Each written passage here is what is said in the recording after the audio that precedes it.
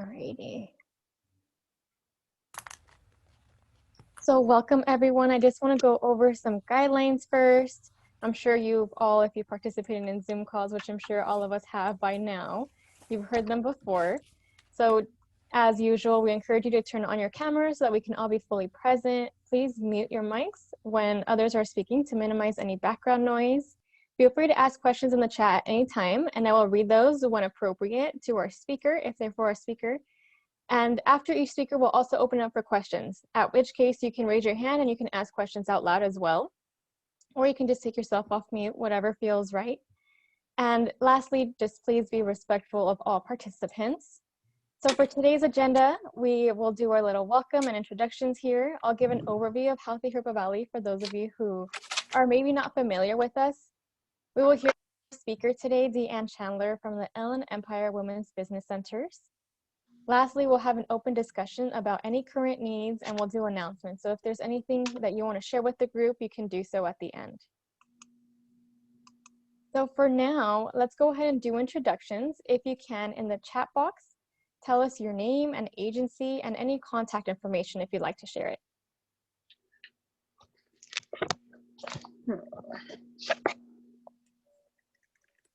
We're just trying to get a feel for who's in the room.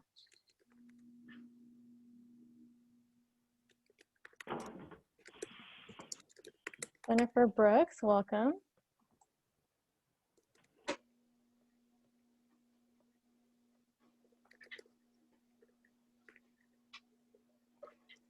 Thank you, Evelyn and Tyler. Zenaida, welcome.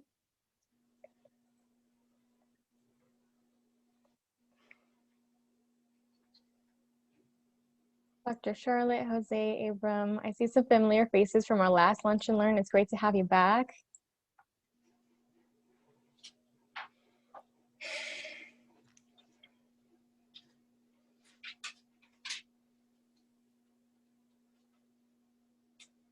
Welcome, Beth.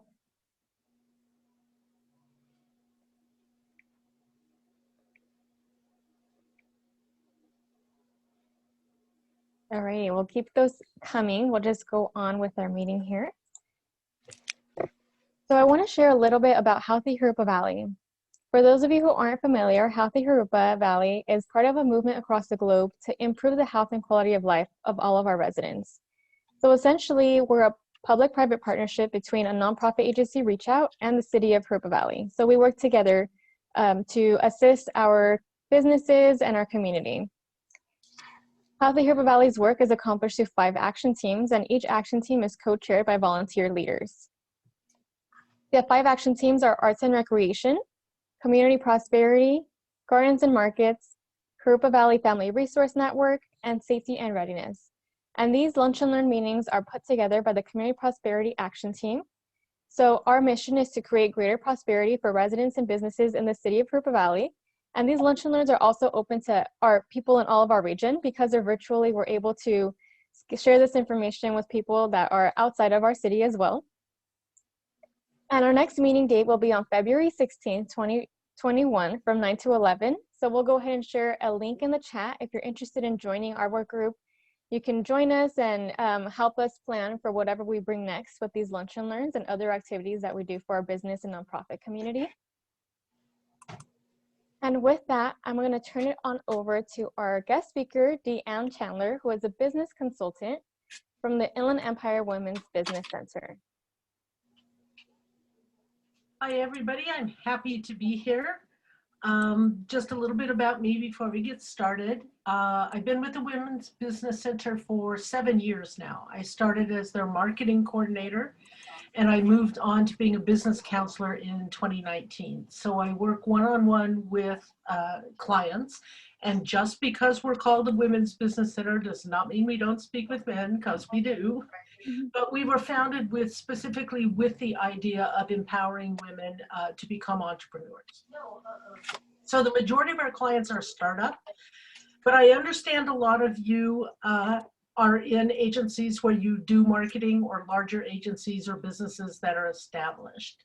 So when I was preparing the presentation today, I thought, well, what serves both of those purposes. So really a lot of it is we're going to revisit some basic marketing things because they're worth thinking about again. So do I have permission to share my screen?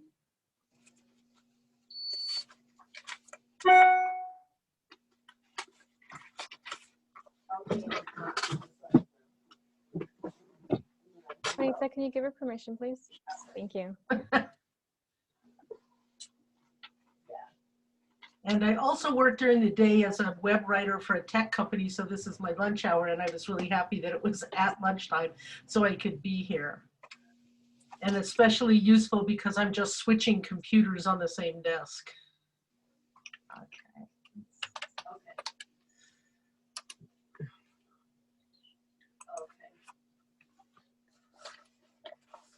Oh, let me ask, Dr. Barnes? Huh? So my mom yesterday, she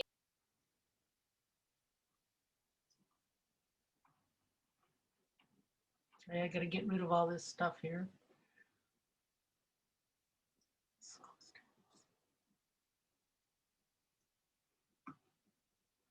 Sorry, I got this all ready to go and then suddenly, all right.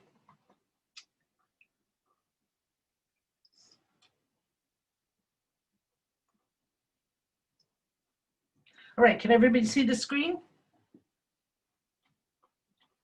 Just gives me thumbs up reactions or say yes or no, someone.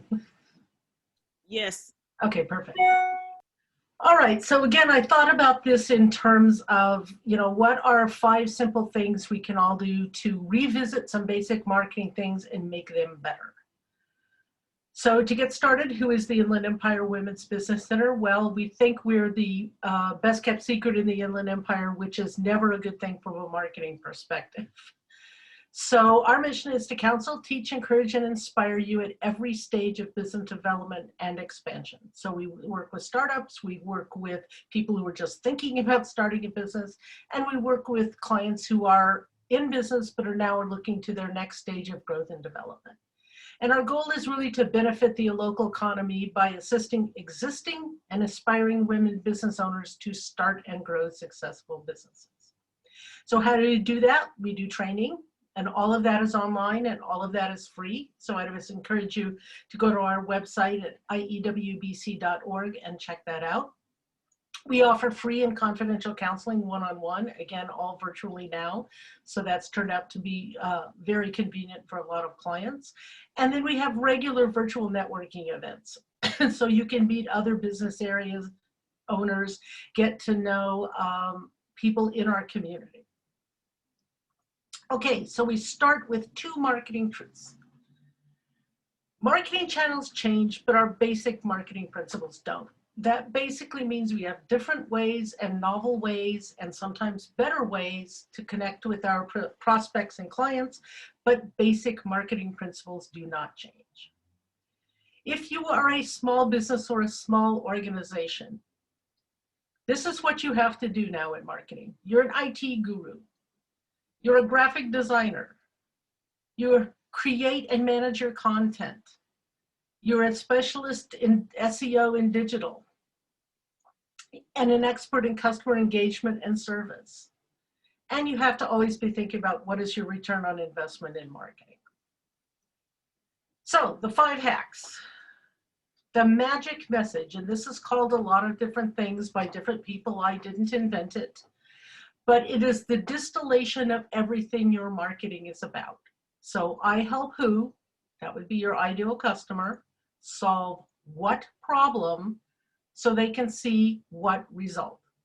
So translated, who is your ideal customer, your audience? What problem is your product or service solving? And what are the benefits for your customers? And you do this by insert value proposition here. Why do they want to choose you over the competition, or what are you offering that's unique and different? And especially what is tailored to their specific problem. I used to work in traditional marketing, and I always loved the billboard aspect of a campaign, because if you could nail the campaign in 7 words or less on a billboard, the rest of it was pretty straightforward. It was just an amplification of what was essentially our magic message for that campaign. So think of that magic message as your little billboard that you're going to go back to as you develop all the other parts of marketing. So if it starts with the customer, then revisiting your buyer personas and your ideal customers is a great place to start, because not only does that sometimes change due to circumstances, due to your people aging, due to different products that you've introduced, you have different buyer personas for different things. So because we all love things that are quick and easy, HubSpot, which you're going to hear me talk a lot about because they are hands down the best place for free marketing resources, has a great little tool called Make My Persona. So this is a persona that I built for another course to go with a company that is a small natural beauty care product company. And here's their ideal customer, Amber. And the reason, and this was all generated through the buyer persona tool. Some of it I had to add in, some of it was automatically generated based on questions. So for example, the personal part of it, again, I won't say I just made it up, but this seemed reasonable considering who we were trying to target.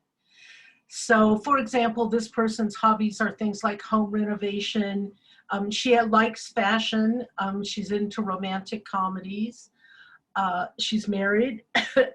Somehow this didn't translate to the slide. It makes about $61,000 a year, between 60 and 75. She's 25 to 34 years old. She has an AA degree, and she works in an insurance company as a data analyst. What is really gold about this persona is look at all the social networks. And just because I didn't trust the model, I went through and checked those Facebook, Instagram, LinkedIn, Pinterest, and Twitter all align with this person. Psychographics aside, we're just looking at her demographics. And the answer is absolutely yes, they do. So I was very impressed by that. All of these networks show that for her age group, there's a healthy percentage of their users in her age group, in her education level, in her income level, and it aligns with some of her interests.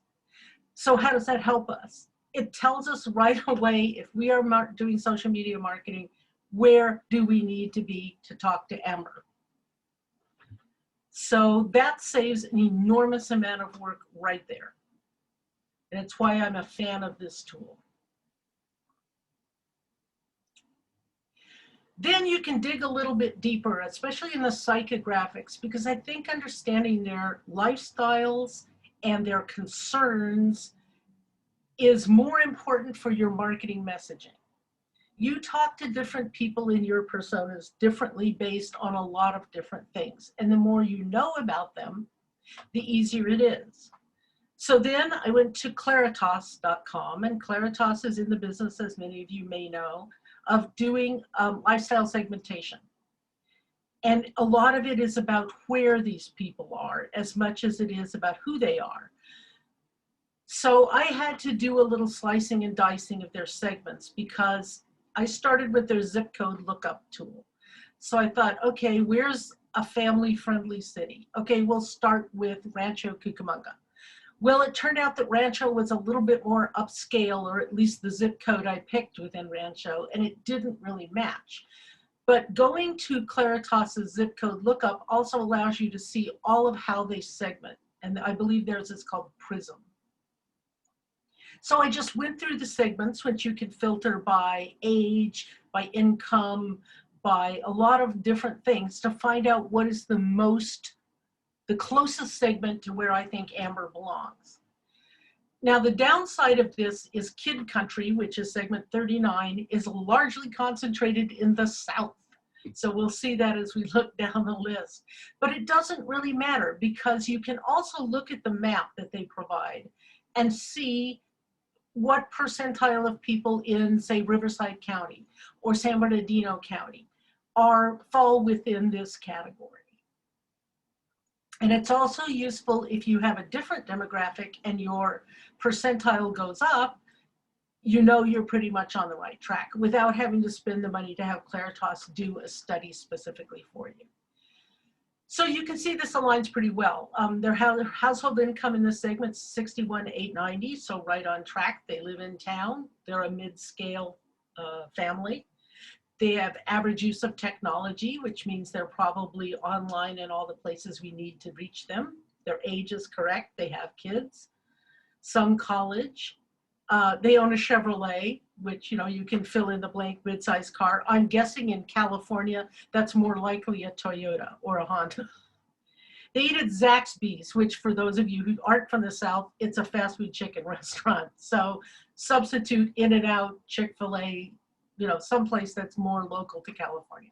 Shops at Home Goods, okay, we're good with that. Interested in minor league hockey? No, probably baseball. And probably fly Southwest and not Allegiant Air, which is a regional thing. They purchase their vehicles on the internet, so they are pretty tech savvy, and they use iHeartRadio streaming services. So if you feel that most of this aligns with your persona, you can now start to think, okay, I have a better idea of who this person is, and I can better craft marketing messages that will resonate with them. If you don't want to go through this, full disclosure, I work at Esri in Redlands during the day.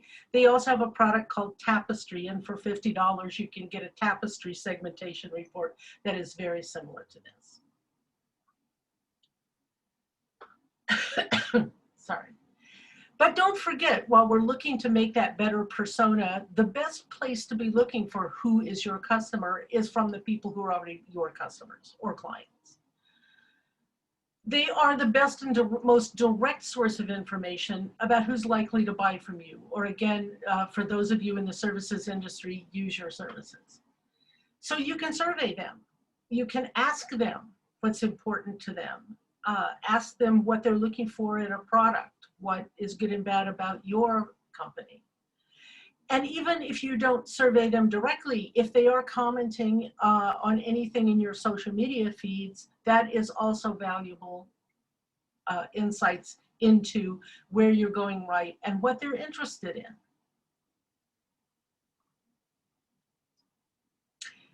Oops.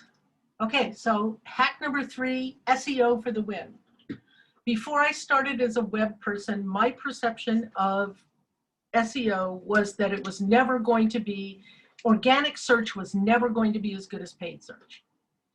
And there's some truth to that. If you look at the standard search engine results page, the top 3 things are people who've paid to be there. But that aside, there is a lot of room for organic search in there. In other words, people who are just Googling something, looking for something on the internet. So 93% of online experiences begin with a search engine. And this is B2B consumers for the next statistics, but it's probably pretty close to B2C as well, business to business, business to consumer. They start their research with a non-brand search. So it means they're just Googling something without an associated brand. But 75% of them won't go further than the first page of Google. And I really thought that was low. I would have put it at close to 95%. But good use of SEO can help increase traffic to your website, build more brand awareness, and acquire new customers, as well as break into new markets. So how do we go about that? A lot of people, when they get a website, especially if you're a very small business, and you build it through a DIY, a lot of people aren't aware that there are opportunities to use and create and leverage SEO. So it really all starts with your keywords. And keywords are things that people are using to search for products and services like yours. And Google is probably the king of keywords, but they don't have the most intuitive way of finding them. These are all free tools.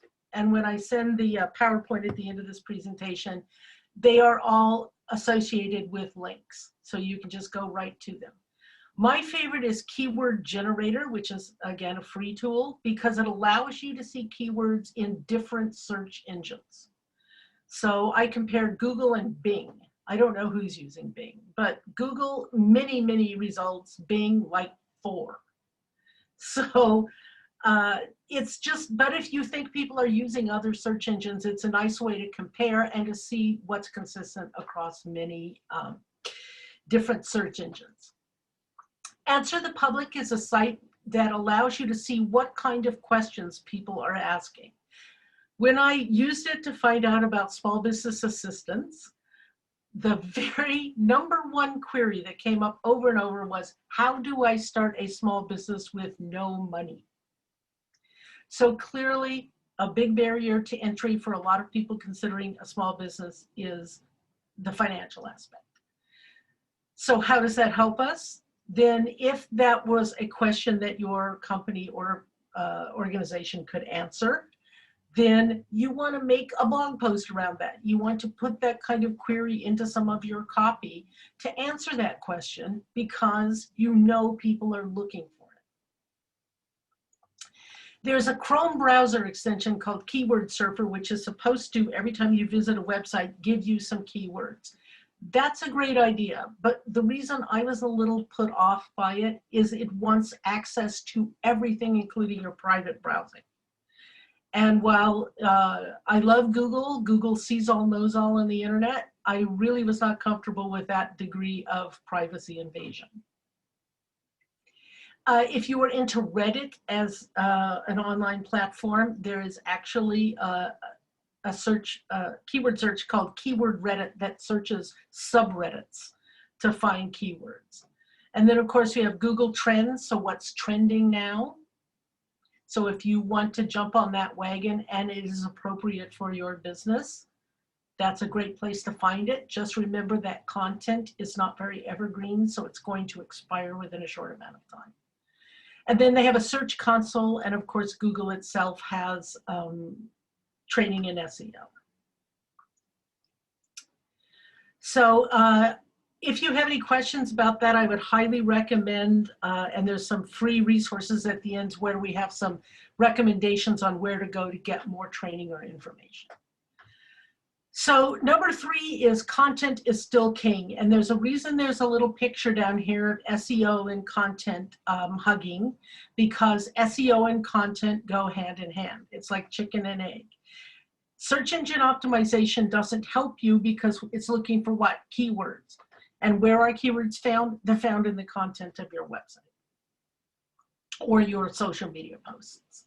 So content is everything. Web copy, blogs, newsletters, social media posts, any place you are putting words. You want to deliver that content to your customer where they are. So of course, we looked back at Amber, and probably she said she preferred email. So we want to get her to sign up for our email newsletters. But she's also on social media. So we know she's there. And there are guidelines about when people are most likely to be on social media. And that is when and where you should be posting. You're always going to create with the customer in mind. So that content has to be relevant and valuable to your prospects and your loyalists. Because if it isn't relevant and valuable, in other words, if it does not speak to the problem you are trying to solve, they are not going to find it as engaging. That's not to say there isn't a place in your social media for mixing in non-business type posts or non-service type posts. You want to be inspirational, you want to be genuine, you want to be authentic. So it doesn't have to be all business all the time. But make sure that, again, that's relevant and valuable to their lifestyles. You're always going to speak the language your customers speak. And shorter is better, in general speaking, in digital copy. So that SEO is crucial to keeping your content visible, discoverable, and shareable across platforms. If your social media people are not sharing your content or commenting on your content, they are not really doing the job that you need them to be doing. And then include the relevant keywords in your copy, but don't keyword stuff. So you know better than to put the same words over and over in the same paragraph, hoping Google will find you. No, Google will actually punish you for that because it's not considered good practice. And the O part, the optimization, there's also things you can do when building your website that help boost your search engine visibility. And that's things like there are meta descriptions on your pages that tell users what to expect on the page. And sometimes those appear as little snippets with Google. So if you write those well and consistently, that can also help people click on your website when they see you in search.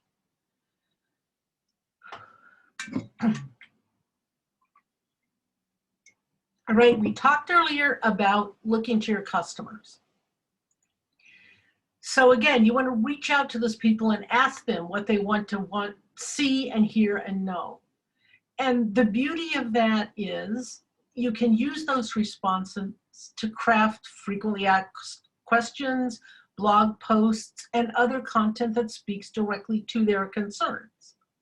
Now, granted, the problem with things like social media is that it takes 2 seconds to click like and just a short time more to say something bad. So, you want to be responsive to that. So if people are complaining or complimenting you, you want to acknowledge that. I'm always a fan of incentives and rewards if they are appropriate. Remember, that is a marketing cost. If you give anything away, that comes off the cost of your goods sold. So it is considered a marketing expense. Loyalty clubs, if you have selective discounts, if someone's been a really good customer or if they refer someone, you always want to make them happy and get them to refer or send other people to you. It's just, that's sometimes a challenge to manage that as well. And just remember, keeping current customers you have is always cheaper than getting new ones. So that really hinges on your service and follow-up and engagement. And those are all metrics that you should be measuring as you go along.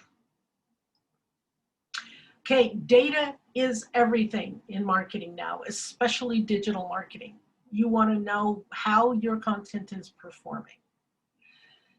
And here, if you need to, I would recommend, if you have the resources to do it, to buy an analytic platform that allows you to look at data from multiple sources, because then you can start to compare. Okay, our Facebook marketing isn't working as well as our Instagram marketing. It's not, this Instagram is driving more to our website than Twitter is. These are the kinds of determinations you can make when all your data is in one place. You're going to look at, so for that, you're going to check the analytics from your website, any kind of sales data that you have, your social media, you're going to check it on a regular basis. Monthly is probably the most recommended. It gives you some time to see how things are developing, but it keeps you current on what's going on.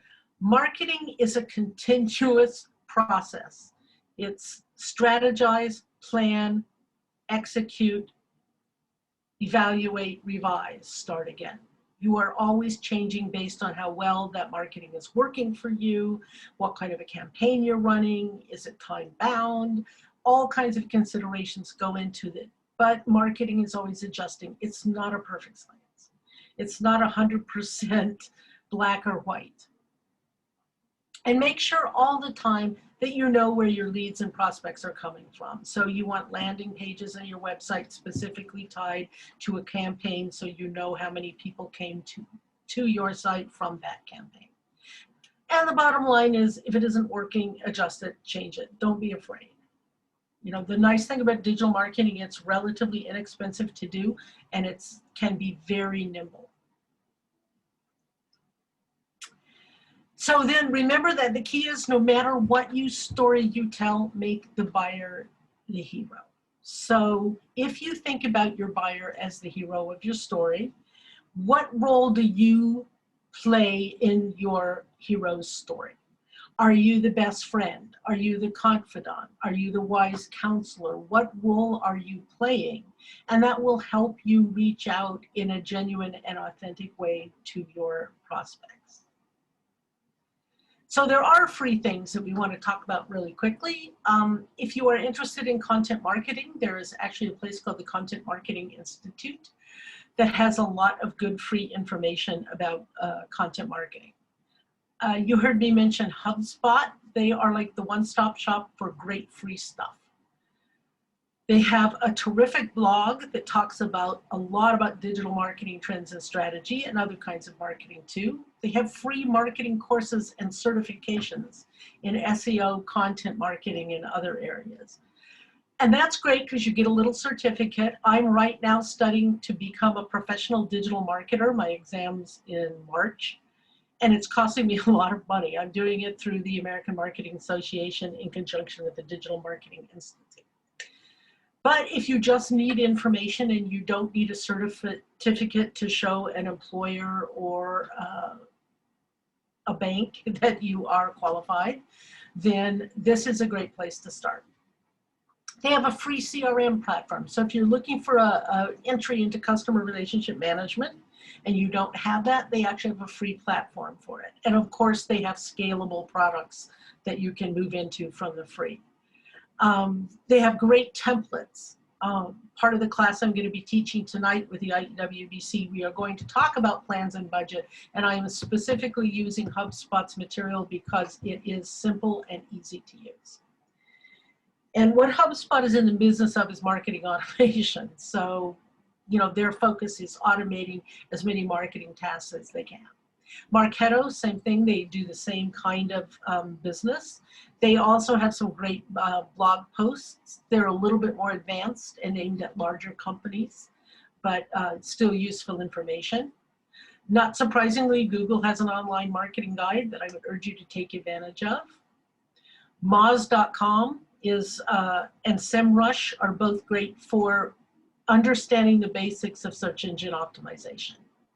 And Moz/local allows you to check your online listings for free and see how you rank on various search engines. So that's a great place to start. For those of you who work with nonprofits and are not familiar with this resource, the Nonprofit Library, they have a lot of great free resources. They also spend a fair amount of their time upselling you into paid webinars. But if that's not something you're interested in, they do have good free resources. All right, that's the end of the formal presentation. Here's where you can contact me. I'm again very part-time with the IWBC, so my appointment times are scheduled, but if you really would like to connect, you can always email me, and I'm pretty flexible about how that happens. So Natalie, I guess we can go ahead and open up to questions if people have them or if they put them in the chat. Thank you, Dee Ann, for that presentation. I don't see anything in chat at the moment, so if anyone has any questions for Dee Ann, feel free to just unmute yourself. If you have any specific questions or any problems that you're having with marketing currently that she can help you with. I have a question. Mm-hmm. Would you say that most of the business marketing can transfer over into, let's say, nonprofit marketing? Yes, because the basic principles are exactly the same. You have a client. Mm-hmm. You have a client who needs some kind of service or has some kind of issue. You know, for us at the center, because we are a nonprofit and we're not charging money for our services right now, a lot of our outreach is based on getting people into training. We're also trying to give them, primarily through our social feed, some inspiration, some encouragement, because part of our role in their lives is to be their cheerleader. Okay. You know, to help them do it. So yes, all of these principles move over into not-for-profit as well as for-profit. Okay. One of the challenges we face in nonprofit is often we have a host of different programs and services to offer to the community. And it can become quite discouraging after spending what we think is a lot of effort and time preparing, even a webinar or some, let's say, a parenting class or something, and you think you marketed it properly, and then you have 1 or 2 people sign up when you were expecting 40 or 50. And so, yes. I feel your pain on that. That's chronic. Absolutely. And part of, I think, nonprofit services challenges especially is that when you are speaking to people, you never want to give them the impression you're trying to fix them or they're doing it wrong. And also a lot of people Especially we find that in lower income service sectors, there is a digital divide, that people don't have as many resources except their phones to get online and to participate in things. So that does make a huge difference. And you also have different personas. You have the people who are receiving your services, so in the case of your parenting class as parents, but somewhere you also usually have donors or other stakeholders that you're communicating with in a marketing sort of way to raise money, to raise awareness, and they have different interest levels and different concerns. So it can be tricky to figure out how to speak to them. And I think the real key in that is finding that benefit, the what's in it for me, for the recipient. You know, it's easy, it's free. Here's what, if you come to this parenting class, here's what will happen, without making a guarantee. Does that make sense? Absolutely. Thank you. You're welcome.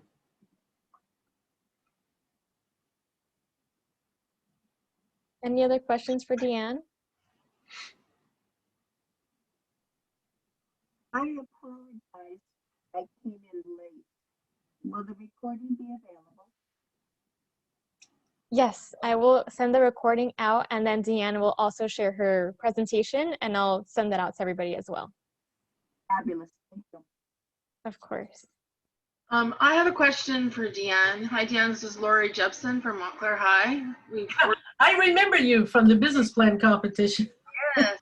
I'm mentoring a young girl right now, and this it has to do with your IBWC. She has a bachelor's degree.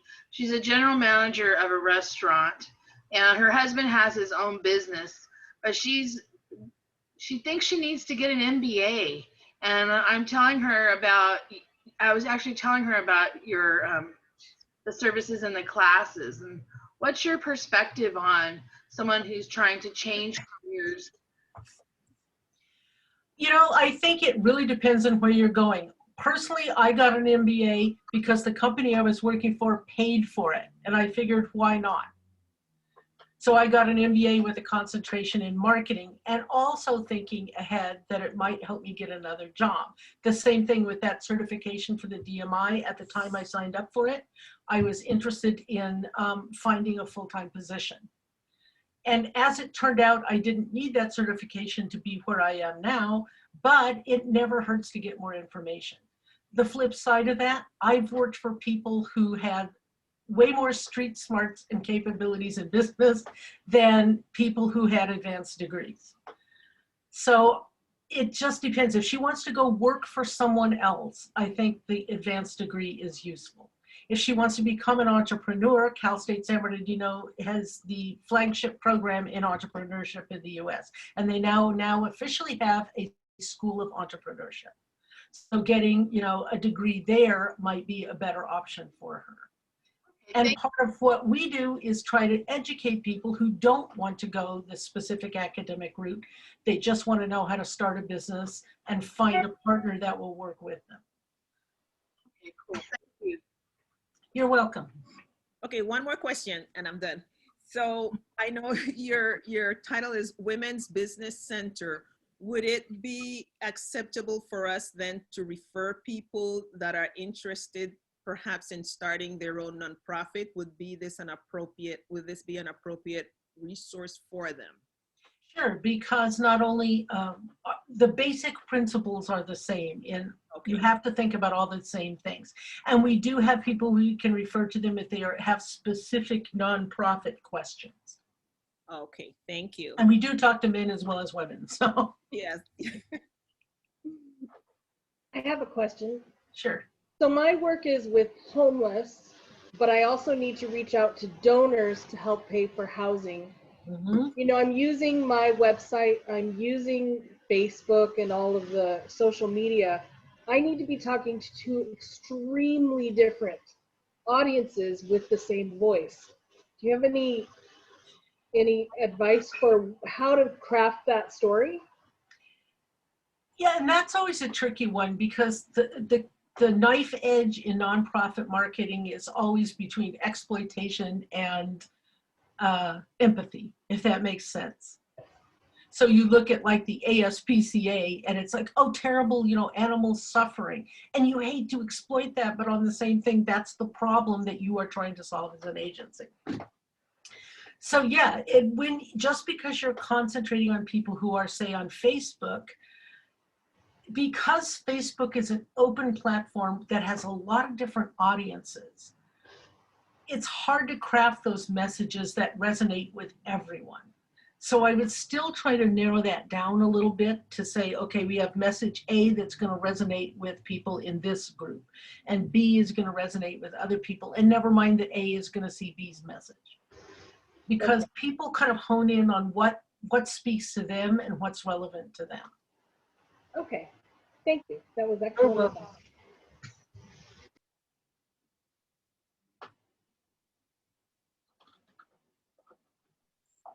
Okay, thank you. There is one comment in the chat from Abram. He said, this is super fascinating.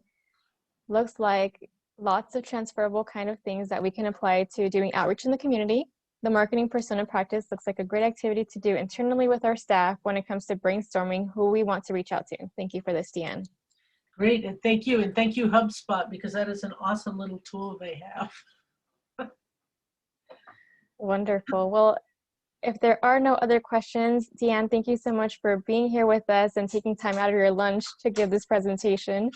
I really appreciate it. No problem, and thank you so much for the opportunity to be here, and to all of you, good luck with the marketing.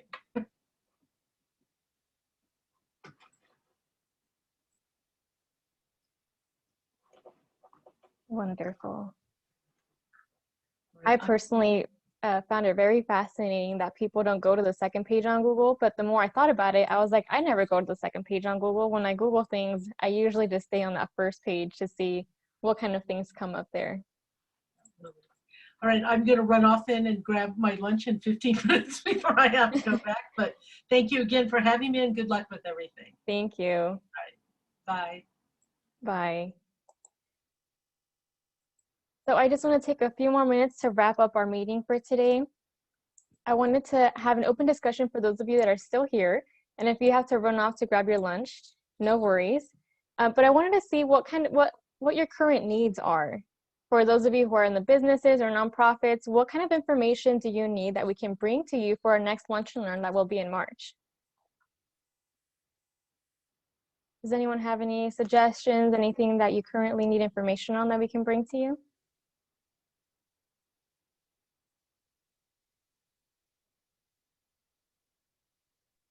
Well, this is my first meeting, and I am actually with Inland SoCal United Way, and I was actually interested in exploring resources. Our company just went through a merger where we are now providing services to both Riverside and San Bernardino County residents.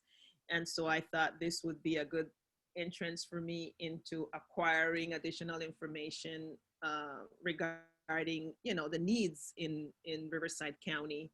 So I'm not sure yet what I need per se, but I will forward those to you. Sounds great. Thank you. And I see in the chat, it says how to find quality employees. Would you like to share more about that, Charlotte? Okay. Hello there. Yes. Wait, I'll turn on my video. Okay. I'm finding with COVID that a lot of the employees for, I guess, entry level in terms of front desk, receptionists, and even pre-test, that they're opting to stay home and collect unemployment instead of coming to work, or because of the unemployment, the amount that they feel they should get paid is extremely high now, especially compared to our income, because of COVID, we're still operating at 50% capacity to make sure we have social distancing because we're a smaller office. So my prior sources seem to have dried up. So, and then if I go through like Indeed or whatever, they send you 1,000 people, but the same kind of thing where they feel they need to get paid extraordinary amount of money. So any help in that area would be greatly appreciated. Great, thank you. Yeah, we can look into maybe bringing some resources about employee management. especially right now with COVID. I know that we really need to work to getting you all the resources that you need in these times of uncertainty. Any other suggestions for us before we wrap up today?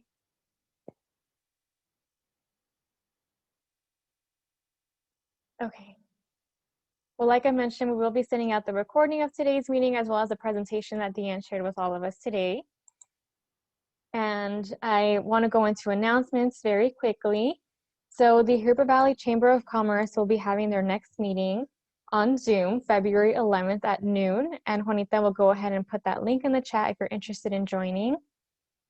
As well as our next Healthy Jurupa Valley meeting will be on February 2nd at 9 a.m. If you're interested in coming and learning about what we do here in the city of Jurupa Valley, you're welcome. And that link will also be shared in chat. And if any of you have any announcements about your own either nonprofits or businesses, you can do so at this time.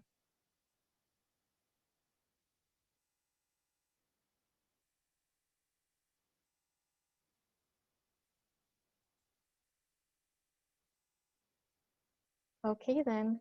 Well, thank you all so very much for making time to come with us during your lunches. I really appreciate it. Reach out to me if you have any other questions, and we'll send out an invitation for our March Lunch and Learn.